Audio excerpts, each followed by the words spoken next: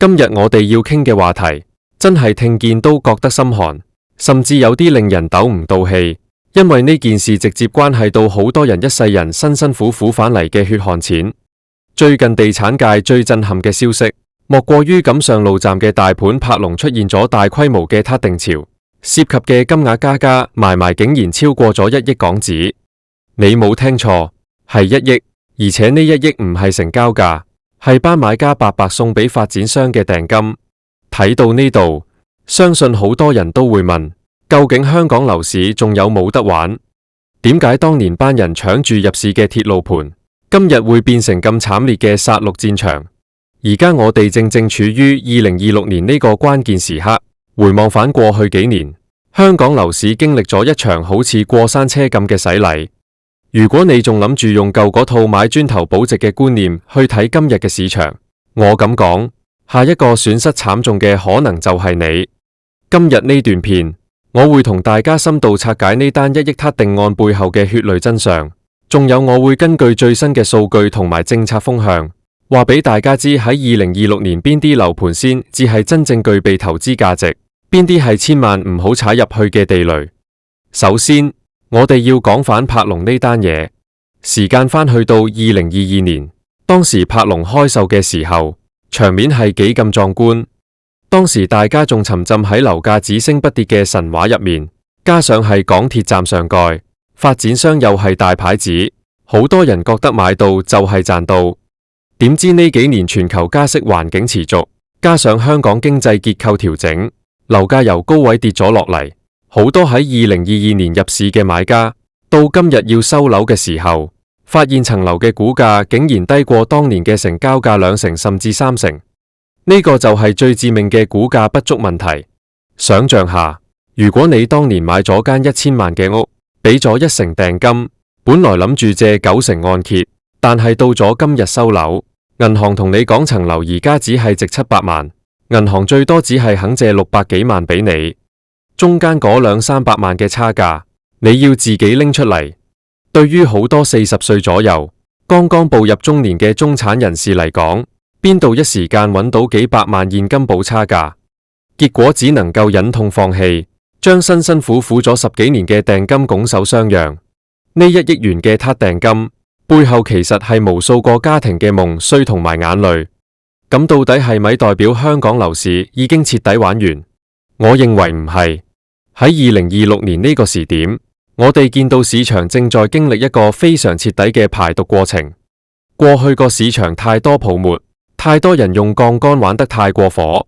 而家留低嘅反而係更有實力嘅買家。雖然柏龍出現咗咁大鑊嘅撻訂，但係你睇返另一邊廂，一啲核心地段、具備稀缺性嘅優質物業，成交反而開始回穩。呢個就係我哋今日要講嘅核心邏輯。樓市唔再係亂買都升嘅時代，而係進入咗一個極度分化、考驗眼光嘅選股時代。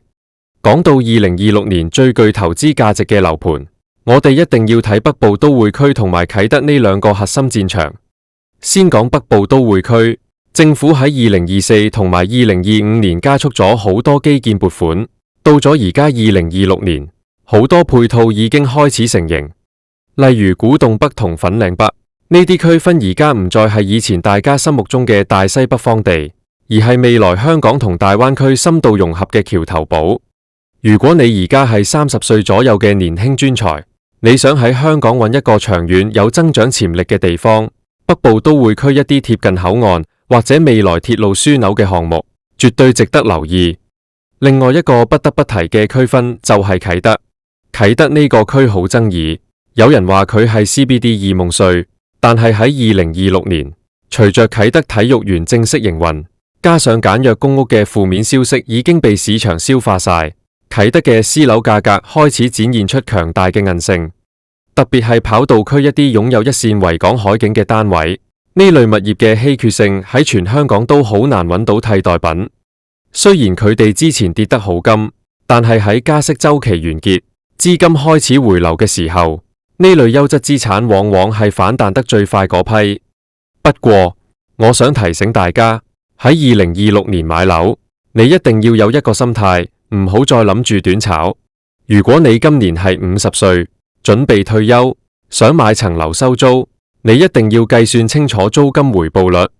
喺而家呢個高息餘震仲未完全散去嘅時代，如果層樓嘅租金回報率低過3厘半，咁你就要好小心，因為你可能連供款嘅利息都 cover 唔到。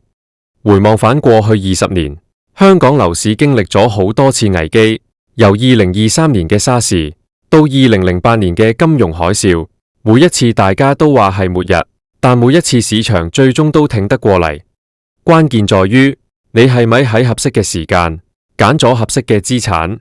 柏龍嘅買家之所以慘，係因為佢哋喺最高位嘅時候買咗一個日價太高，而且受利息影響最大嘅中細價盤。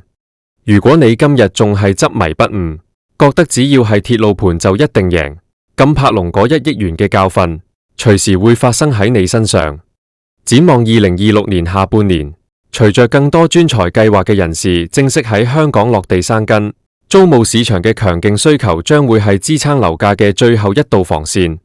我哋見到好多喺2024年之後落入香港嘅高才，佢哋而家已經過咗租樓嘅過渡期，開始考慮喺香港置業。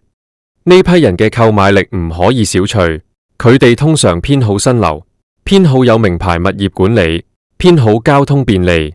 所以一啲位於傳統豪宅區或者新興發展區核心嘅二房單位，我認為係2026年最具防禦力，同時最具潛力嘅選擇。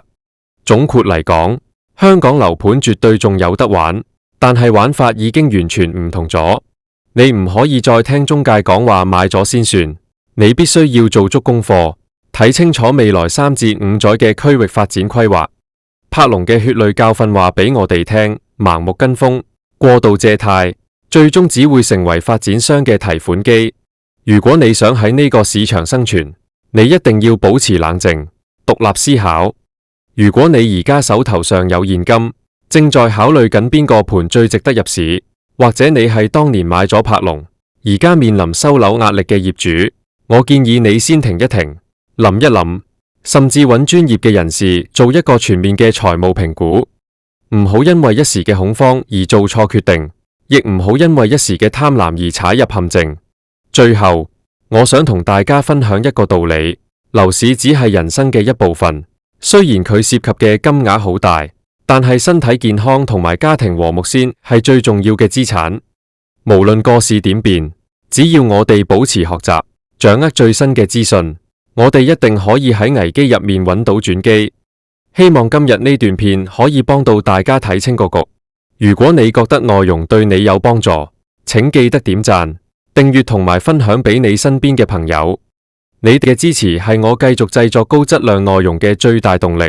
我哋下期再見，祝大家喺2026年都能夠揾到屬於自己嘅心水筍盤，守護住自己同家人嘅未來。